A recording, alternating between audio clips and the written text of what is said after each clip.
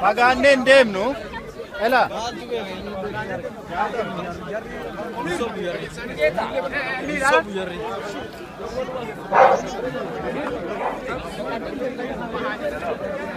Please, open the horn and let the driver down there. Hold on.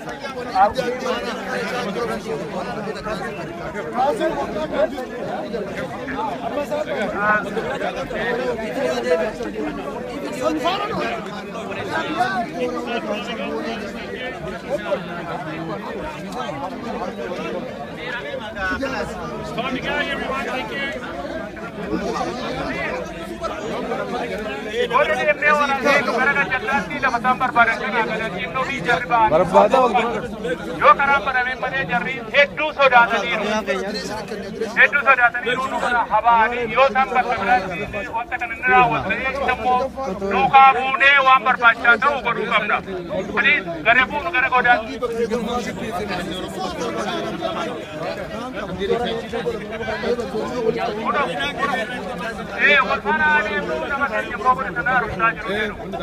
Please, what's